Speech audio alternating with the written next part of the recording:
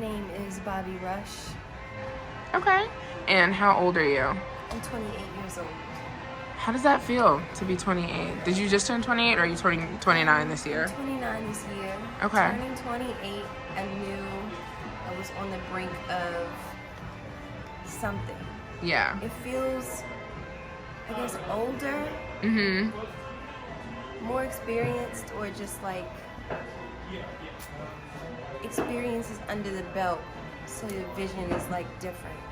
I can't really explain it all. This is the first time somebody has asked me that question. Yeah, no problem. So, Bobbi, who are you on a soul level? On a soul level,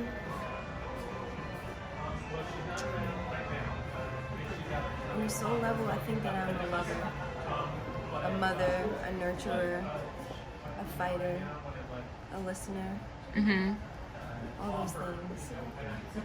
Is there anything that's happened in the past or anything that's going on that has really shaped you into the person you are today? Almost everything that has gone on in my life ever shapes me into the person right now. Two moments that I can really pinpoint is one, the death of my mother, and then this relationship that I had just gotten out of not long ago completely shaped me. How old were you when you lost your mother? I was 15. 15? I'm sorry. Thank you. I want to ask you about 3 different categories, and these things are usually connected for most people, but I just want you to kind of talk to your experience about each of these things and kind of tell me what takes the front seat in your life and then kind of what's least important. Okay. So the first category is love, sex, relationships. Okay. The next is society, culture, politics. Okay. And the third is spirituality and or religion, because everyone's not both. Okay. So for you, like, what takes the front seat? Love, spirituality. What was the other you said? Society, culture, politics was like the other group of things. So love, spirituality, or maybe spirituality, love, excuse me, culture, politics, and then maybe social, or social and then politics. Yeah. Yeah. Okay, so you said love and spirituality at the top. So let's speak to love. First of all, how do you identify? And I identify as she, okay, her, woman. okay. And do you date men, women? Doesn't matter. I've mainly dated only men. Okay. But I definitely do like women. That's something that I like people, honestly. Yeah, I for really sure. just enjoy people. It's not always like the sexual thing for me, more than it is just I like looking at you or touching you. Yeah. Yeah. So as far as love, I'm guessing you've been in love before, like in your last relationship. So like, what can you tell people? Say you were talking to someone that's never been in love. Like, what can you say about love? I would say it is scary, and you should completely jump headfirst into it. Okay. Do you have any advice that you wish you had? Maybe a younger you, or when you were in that relationship, or healing from it? I would say maybe listen a little more. Yeah. Don't overgive, but still give in a way where it's comfortable for you and it doesn't feel like you are being something else. I would say save space for yourself, to like keep you in the forefront so that you don't get lost in the relationship, but still try and get lost in the relationship because it turns you into something else a little better too. I love that. So let's talk a little bit about your spirituality and some of your spiritual practices. Like, do you identify as religious, or are you mostly spiritual and like do your own thing? I grew up in a very religious household, but they were Same. very spiritual people. So never minding religion was always a thing for me. It was always, the spirit, what it says, where it leads, how you follow, how you're guided, those things. My spiritual practices right now are really just listening to myself. I completely believe that I am my highest power, and tapping into that is a process for real. Yeah. Huge one. So, yeah. And books that I'm led to is like a spiritual practice for me. What are some of your favorite books? Like maybe one that changed your life or really changed your perspective or thought process? A few I can name. Sassafras, Cypress, and Indigo by Ntozake Shange changed me. What else? I'm reading a book now called Who Fears Death. I forget the writer's name. I have to get it for you. It's in my bag, actually. If you don't mind. No, yeah. I'm not sure if I can pronounce the writer's name. Nadi Okorafor. Okay. So good. I mean, oh my God. And Wild Seed by Octavia Butler. I love that. I'm gonna ask you to send me all of those, Okay. like text them so I don't forget them. For sure. Yeah. Culture next. So tell me a little bit about that. And About what culture? Yeah, like what about it is important to you, and like how do you take time to celebrate your own? I'm not sure if I can even say I intentionally take time to celebrate it. But to me, culture is like a taste, a smell, a movement, just a way of being. Honestly, it's gut, it's strength.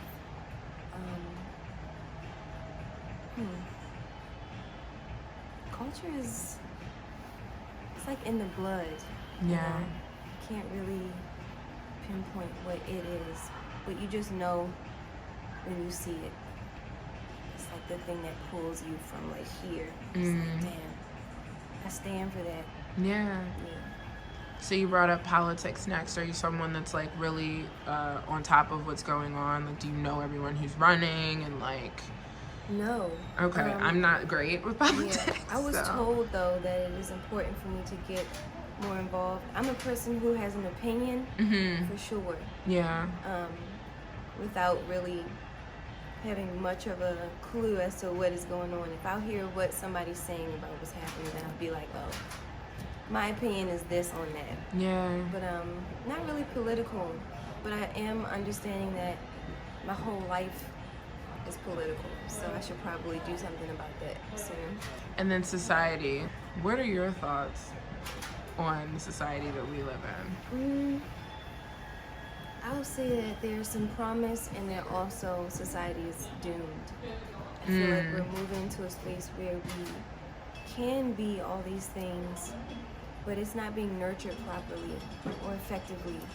So we're going into a lot of spaces very blind and very ignorant and very young-minded. Yeah. So when we grow, we don't really know how to handle the changes. Just my opinion.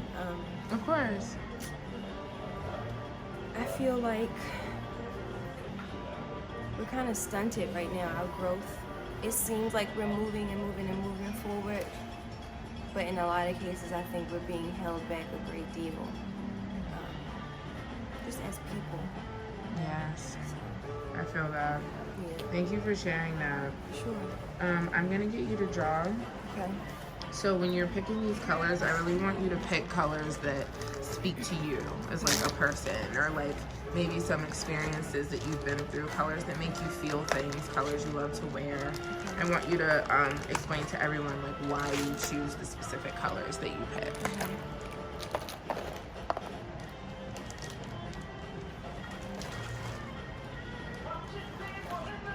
So my first color is this one. This because blood. Okay.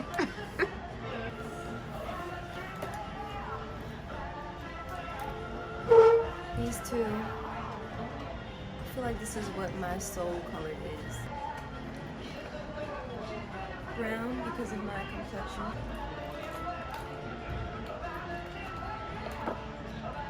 Do some greens because of the earth. I did choose a black. Okay. What makes you the most upset? Like what really pisses you off? What really pisses me off is that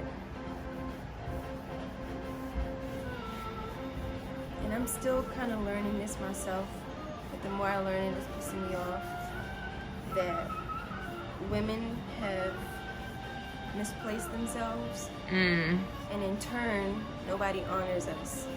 Ugh. And because of that, we also don't honor ourselves. And I think we're moving in a direction where we're losing it. And the more we demand it, the more crazy we seem, because we've lost our place. And I also think what pisses me off is that, and this is no offense to any of my non-binary friends, lovers, family members, but that the idea of woman is changing. And I've come across conversations where it's like I'm told that, you know, it's not based off of your genitalia. So I'm like, well, if it's not based off of your genitalia, then why are you changing it? You know, like, Yeah. why do you have to change it to say that you are this if it doesn't base itself off of that? And that kind of, more than it upsets me, it kind of just leaves me in a place where I question. I Yeah. have a lot of questions about it because it doesn't bother me. I feel like be whoever you want to be. For Right. Sure. I love you regardless. I will never hate you. I'll never try and hurt you or let anybody else hurt you or disrespect you. But more than anything, I think that's what pisses me off. The fact that the question is not able to be asked in Yeah. a manner where it is okay for people who just simply don't understand. Yeah. What excites you more than anything? What makes you really happy? Good music makes me happy. Really good food that's like flavorful. A good-looking person that's just like, damn. Yeah, I love that too. Yes, that really Beautiful gets me people. going, Yes. I like watching people dance. That excites me. So many things really get me off, honestly. I'm a visual person. That's good though, because that means you can find joy in like the smallest thing, which is beautiful. Yeah. What are you most afraid of? Most afraid of.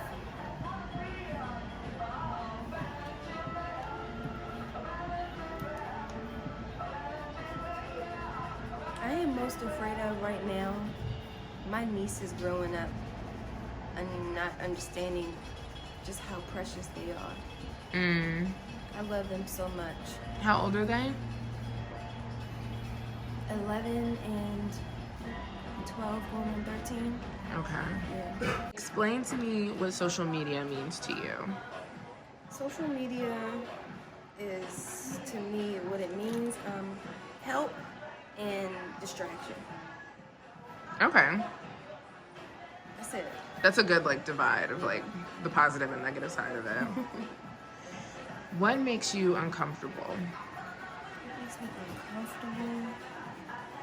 if anything?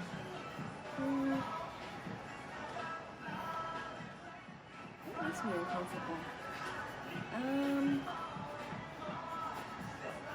I really can't say right now.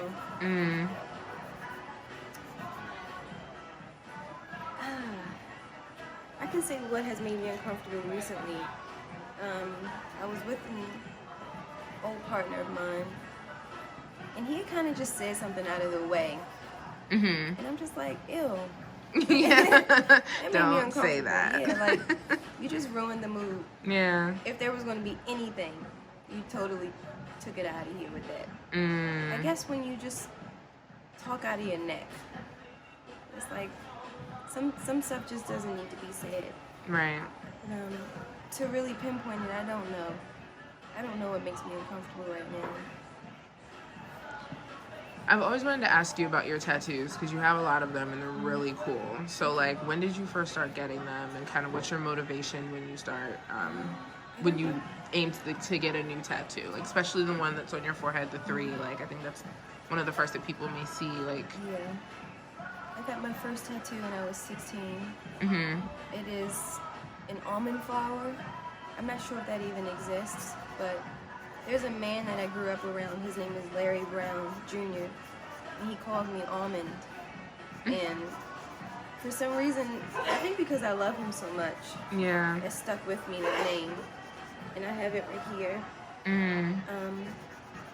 Most of my tattoos are extremely meaningful. The numbers on my face kind of just represent me. There was a moment where I just genuinely could not recognize myself, and something just told me, to place my numbers, and I did that, and I walked around with that like in black liner for like 2 days straight. And I have a problem with like doing stuff that is not permanent. So I decided to just tattoo it, because walking around with something that was removable on me just bothered me. That bothers me. Things that are not real bothers me. Untruths bother me. And so that's what the ones on my face mean. I have a zipper on my spine. I kind of leave that up to people's imagination, because it's always fun hearing what they have to say. Some of my tattoos, like this diamond and this star, my brother has these on him, and I love him dearly, so I kind of follow that. This here is from a letter my mother left me. My brother has this one as well. This is her handwriting. This is a planet that I made up from a movie called Fantastic Planet. It's called Aura Purple. This is from a painting I saw. For me, it represents passion, and also, what you put into the universe, you get back. I completely believe in that. And my homeboy Devin got this for me. This bee. There's a bee right here. I love him as well. I've known him since I was like 15. Shout out to Devin Allen. And I have a tattoo here on my ankle of some lips with like a splatter of paint that looks like a bruise. I just thought it was cool. Yeah. It made me think about Tina Turner for some reason. Love And her. Chaka Khan, Yeah. Mouth. But I think those are all of them. I tend to get some more. I will plan to get some more. Excuse me. And we'll see what that is. Yeah. Yeah. What do you need to heal? Space. A lot of space. Maybe a lot of water, or being around water. Maybe a little nature. And some good loving after that. And some good cooked food. You're like me. It's like it always comes back down to the food. Yes, absolutely. Every time. Do you have a 5-year plan? Like, are you someone that plans out how things should look? No. I just recently got a financial advisor who's helping me with that. But no. I kind of have a vision of my life, but we'll just have to see how that turns out. Yeah. I don't think people really know. You can always write it down, and certain things do manifest themselves. I do believe in that. But life just in happens. terms of like how it goes, no. It could change today. Do you have any vices? Vices. Maybe porn. Porn is a vice for me. I tend to really love porn until I'm like, it's enough. What is one of the most challenging things that you've gone through?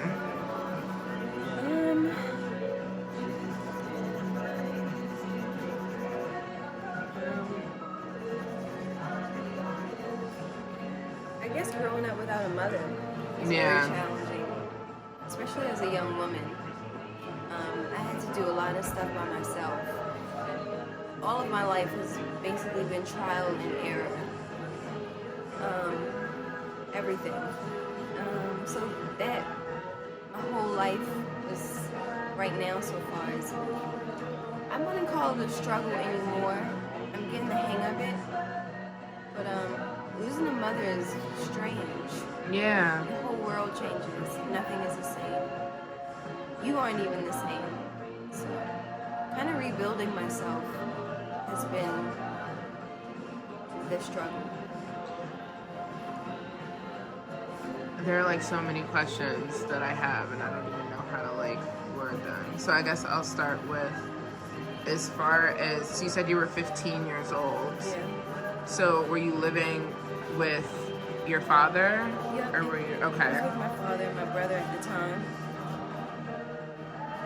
Okay. So, and you just had to continue going to school as normal, like, did It was everyone so expect strange. you after a certain amount of time to like, not get over it, but were they kind of just like, okay, you have to continue moving, Yeah. or?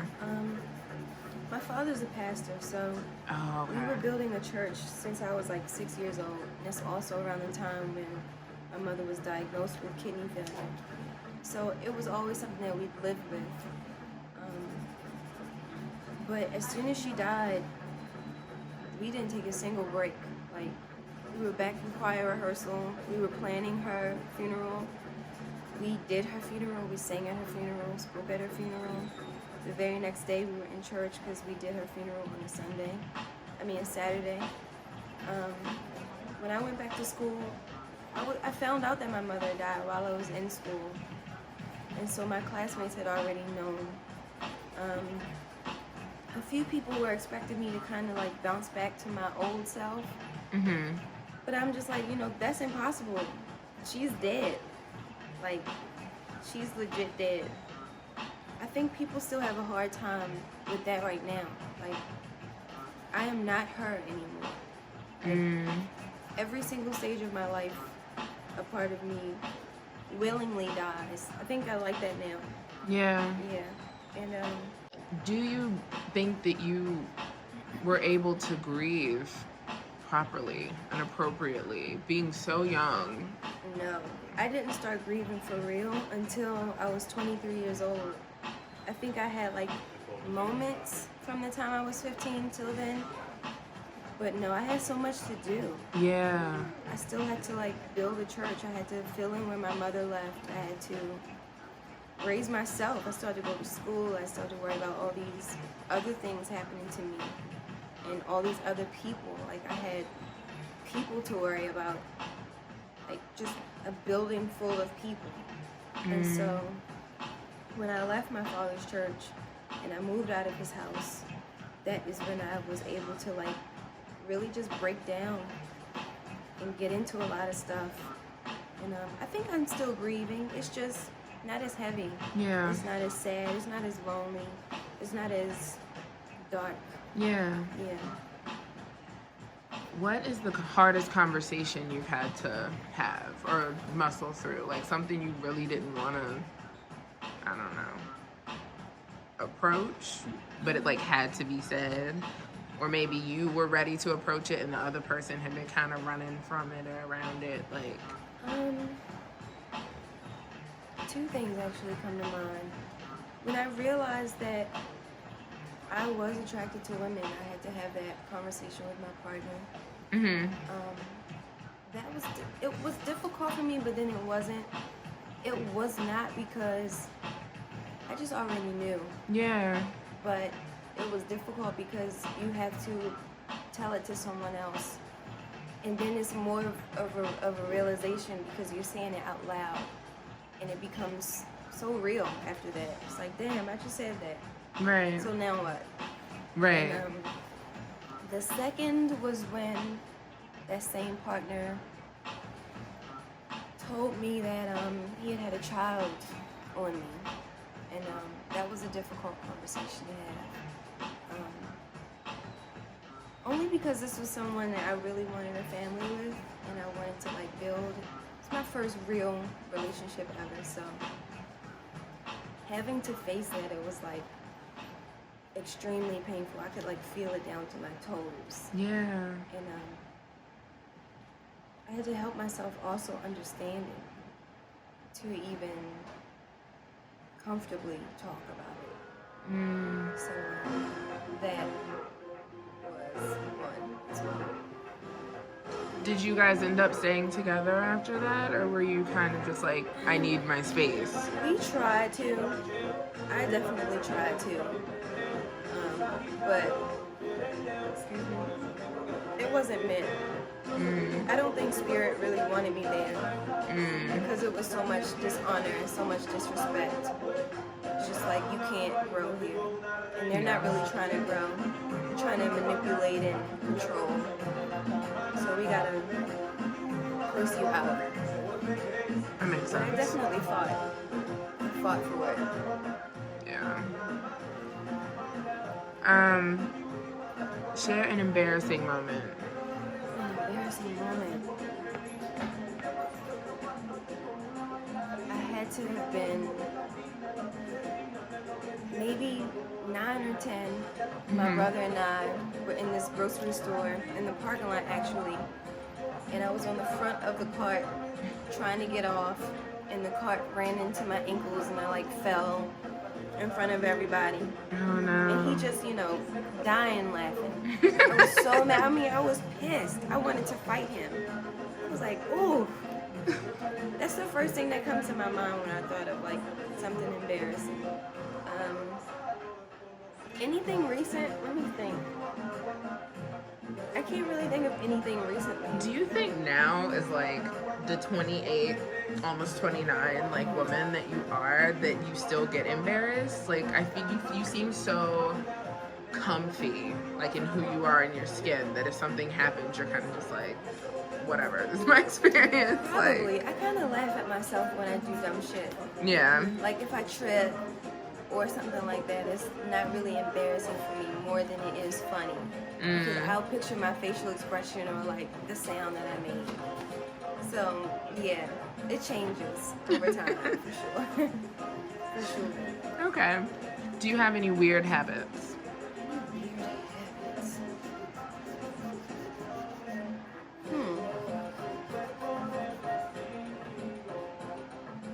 Weird habits. I don't know. That's something I really have to sit with and ask because I can't think about it right now. I don't think so. Yeah. I would have to ask somebody who's watching me because I really don't know. Okay. What don't you want to tell people but know you should share because it could help someone else?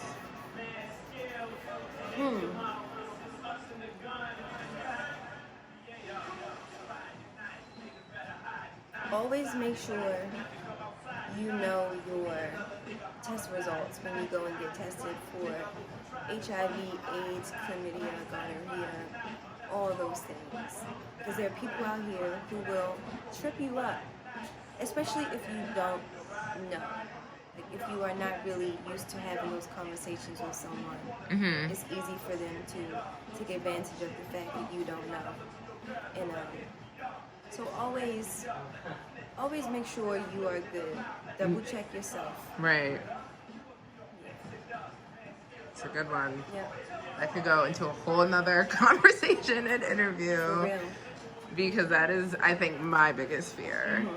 And I think everyone, I don't want to just say our generation, but everything is very like sex. Yeah. Like, but nobody talks about the But health they're saying side of anything. it. Yeah. And the they're dangers. very afraid to even go to the doctor. Right. And it's like, you need to go. You gotta. It's not a negotiable. You can't sleep on that. Yeah. Ugh, I'm so glad you said that. Yeah. What do you feel will restore connection in the world? What do you think we can do? We have to put women back in their rightful places. And that restores connection. When a woman really knows her place and her power, it just flows all the way down to the root, honestly. And that's like layers and layers of history that we have to go back to, though, to like really see where we were before all this switching of the roles. Yeah. And like power struggles and things like that. Okay. Yeah. If you were watching a video like this, what kind of subjects would you want to see covered? Like, what are you really interested in?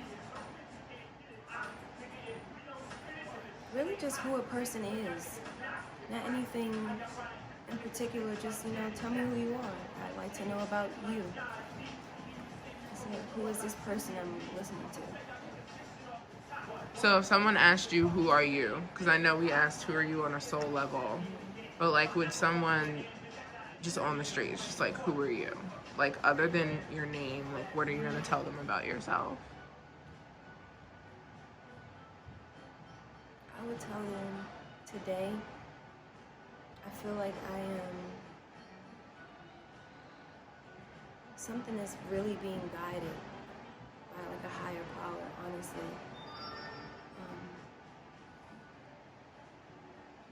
I have been in a space where I'm trying not to really connect myself to so many titles, because they say when you define, you confine, and I don't want to limit myself as just this person or just this thing.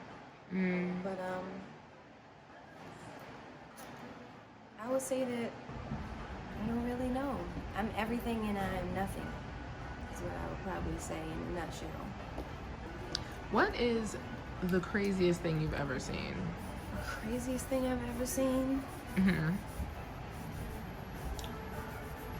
I saw a man get possessed before with demons. What? Okay, you're telling me this entire story, because that's crazy. That's insane.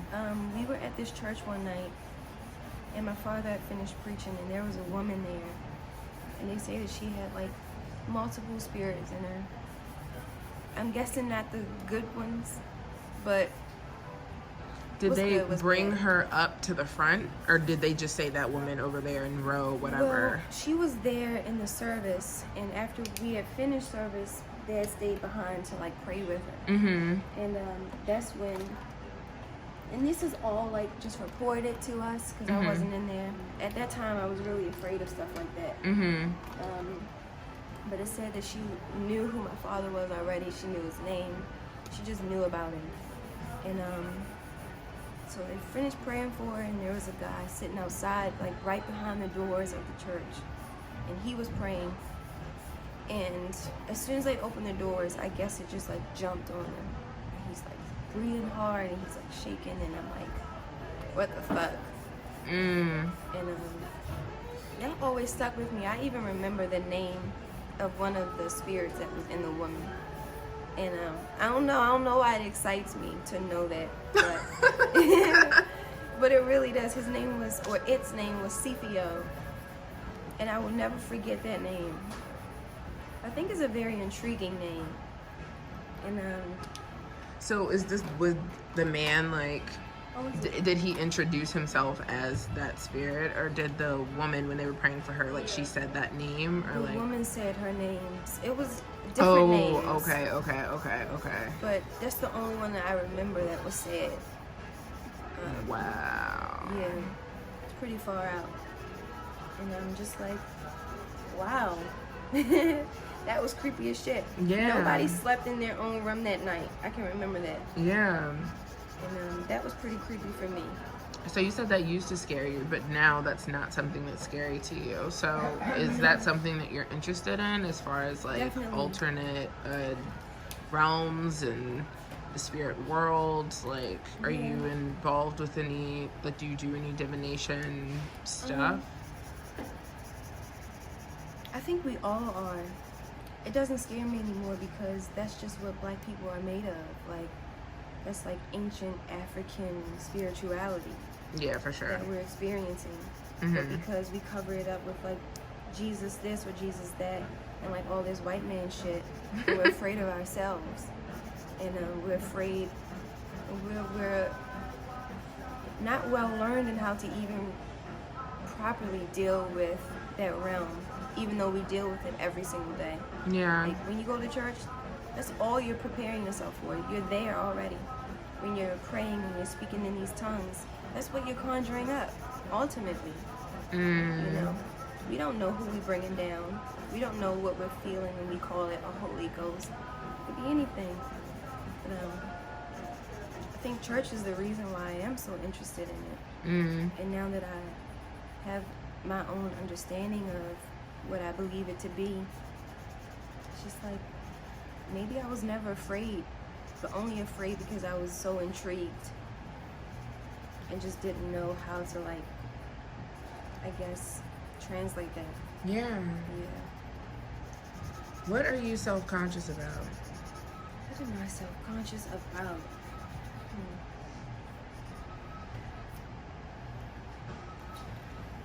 I used to be self-conscious about this area here where, like, the hair grows. Mm-hmm. And I would always, like, shave it when I was younger. And then I stopped and I realized how much I really fuck with that. I mean, self-conscious. I don't think I'm really self-conscious about much right now. I'm just trying to grow out of everything. I love it. It might change tomorrow. But for today, yeah. Okay, 2 more questions. What's missing? What is missing? Honesty and passion. And last question, all of the power goes out, but the phone screens, telephone screens, computer screens stay on. It's like PSA, public service announcement, and then it's your face. Like, what are you gonna say to the world in that moment? What are you gonna do? First I'll be like, hi. My name is Bobbi. My family also knows me as Ariel.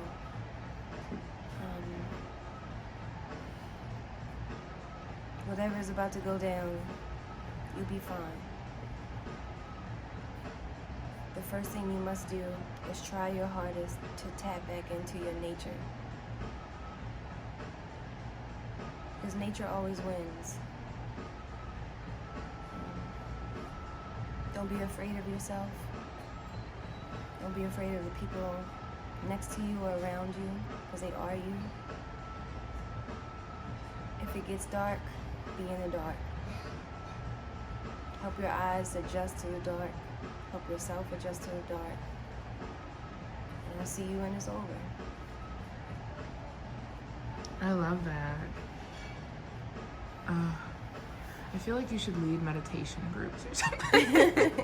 Because your voice was like calm. I feel like everybody would really be like, okay. Word. Huh. Let's Cool. do it. Okay. Thank you so much for doing this. Thank you for That letting me was color.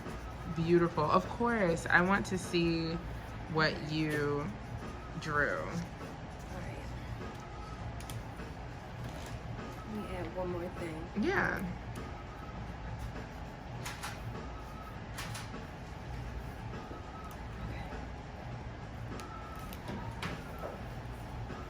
Oh my God.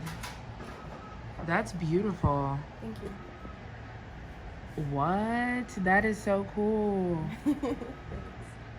Can you sign it? Yeah. What does that mean? Did you just like draw that out of your head? Yeah. I wish I would have said like, by the way, Bobbi's an artist. Everyone, you can't realize those earrings are also fire. So I would have like, this is beautiful. I love the blue Thank you. eyebrows. I think that's so cool. This is Bobbi in the flesh.